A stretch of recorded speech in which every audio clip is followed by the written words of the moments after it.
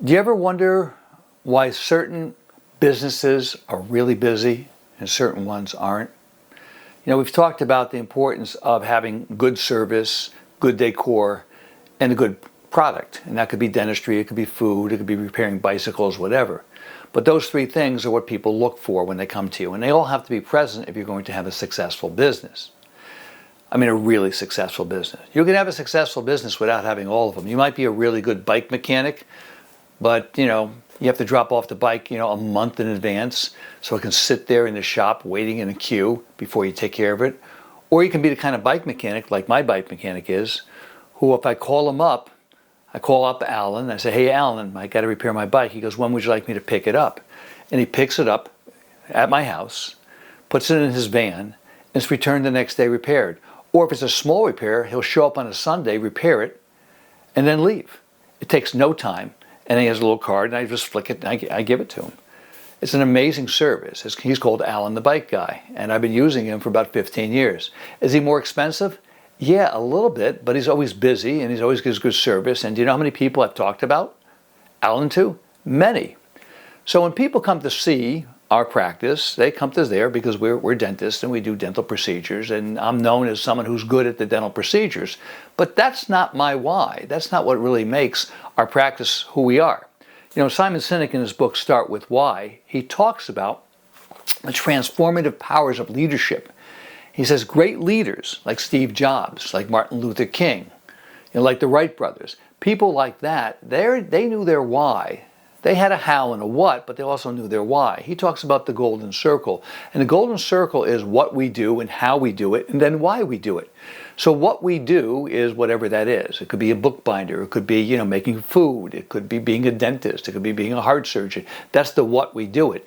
And how do we do that? We learn that in school. We go to culinary school. We go to dental school. We do our residencies, and that's how we learn to do what, we do. That's our how and our what. We're never taught the why. The why comes from in here. It comes from in here, the heart-brain connection.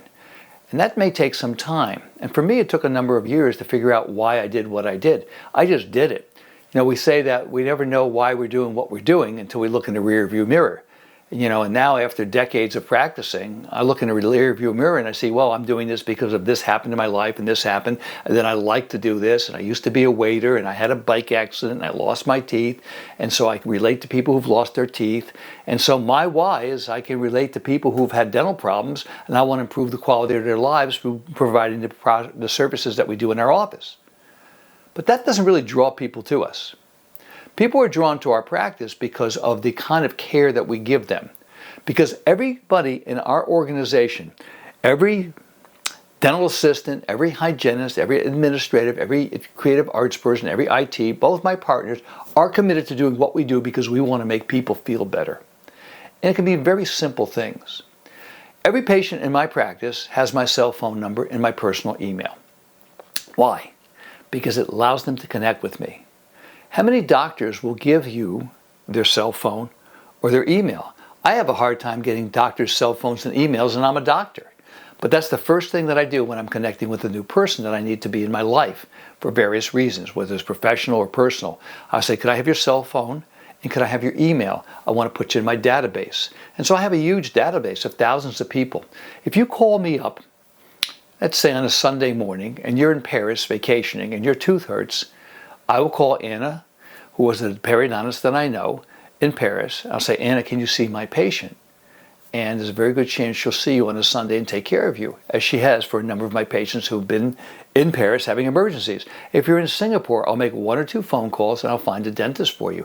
If you're in Morocco having a toothache, I'll find an endodontist that can take care of you, even though I don't know that many endodontists in Morocco, but it's a service we provide for our patients. And some of the most unique things and most powerful things I've done for patients is just to return the phone call. An example. Today is Monday. Yesterday was Sunday, but it's the Sunday after Thanksgiving. And as I'll talk to you about in another video, 2 years ago I bit into a piece of pineapple and my bridge fell out. Well, I'll talk to you about it right now. My bridge fell out. It was a Saturday after Thanksgiving. I had a bike accident in August of that year. My teeth were loose, but I didn't want to go to see a dentist because I was afraid of what the dentist would tell me, that I have to redo the bridge. And I'm missing my front 2 teeth, and I have this long span bridge. So I went over to handlebars of my bike, and I knocked my bridge out, but then put it back in, and it was a little loose, but I didn't want to see a dentist. So I bite into a piece of pineapple on the Saturday after Thanksgiving 2 years ago, and my bridge falls out. And so I called my dentist, Dr. Min Yoon, and I'm into his club, okay, because he's a dentist that I work with. We work together every day. We talk. And I called Min. I said, my front teeth fell out. And he says, okay, I'll be in the office in 30 minutes. And he showed up in the office with his wife, Michelle Na, who's also a prosthodontist. So 2 prosthodontists saw me on a Saturday, and they spent 3 hours putting me back together again. And I'll always remember that. Now, even though I'm a dentist, I'm also a patient. And I can remember the care that they gave to me.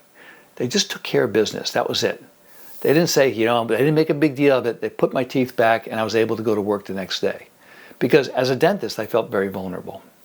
Well, yesterday, Sunday, I was in New York City, and my phone rang, and it was the answering service, and they said, Tassos called. And Tassos is a patient of mine that I treated a number of years ago, and I did a posterior implant reconstruction. And he's got a very strong bite. He's a very successful builder. He's a big guy. He's got a strong bite. And I'm thinking like, the implants failed. That was my first thought about me, not about Tassos. I got to go see him because he had a problem with his implants. Well, it wasn't his implants. He beat it into a piece of fruit like I had 2 years ago, and he snapped off the central incisor of his front tooth. Now, Tassos is a very successful guy. He travels all over the country, and he's got a plane going out today to Miami, so he has a business meeting. So it was very important that he has that tooth put back in. Well, I didn't know what the situation was. I didn't know if it was an endo problem or it was just a fractured tooth. I don't know if we could save the tooth or not. So I made a phone call to a dentist. It happened to be my dentist because his dentist retired. And he didn't have a dentist. And they called 3 or 4 dentists. How did they find a dentist on a Sunday? They called their neighbors. Who do you use? Who do you use? Who do you use? Because patients have no idea how it works. They think, well, if someone has a good experience and knows somebody, maybe their dentist is good. But they don't know anything about the quality of the dental service. So his wife goes, you remember the periodontist that did the implants? Why don't you call him? Because he doesn't come to my office regularly for cleanings. He was going to his restorative dentist. So I said to Tassos, I said, put him on the phone. I said, the same thing happened to me 2 years ago. What did that happen? Immediately a connection. I'm just like you, Tassos. You and I are similar. I had a similar problem that you had. I go, let me see if I can get you into a dental office tomorrow. Are you in any pain? He goes, no, but it's a little sharp. I said, I'm in New York. I'll be back later today if you want me to smooth it. He says, that's okay. I said, I'll get you into a dentist on Monday if I can, but I don't know if we can save the tooth or not. So I called my dentist at home. He picked up on his cell phone on a Sunday, and I said to him, will you be able to see a patient of mine? He said, VIP patient, but it doesn't really matter. He's just a patient in need. Will you be able to see him? He says, have him call my office at 7:45 this morning, which is today. Talk to Maureen, and we'll get him in.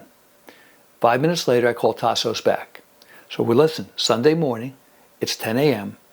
He calls me at 10:02. I get back to him at 10:04. At 10:07, I call him back, and I say, call this dentist's office. You'll be seen today. What do you think that meant to Tassos? It meant that someone was there to take care of him.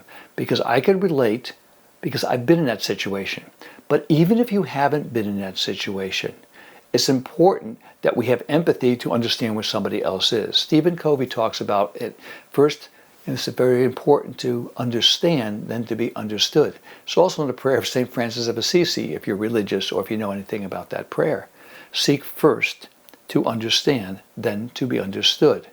It's important for me to be able to relate to my patients. That's my why. My why is to improve the quality of my patients' lives by understanding where they are so I can give them the service that they need. Something to think about, and it's all part of our philosophy of our practice. I don't share it by myself. I share it with everybody in my practice. And our whole team is servant-oriented. Matter of fact, it's one of our core values, which we'll talk about in another video. Have a great day, everybody. Remember, be the gift.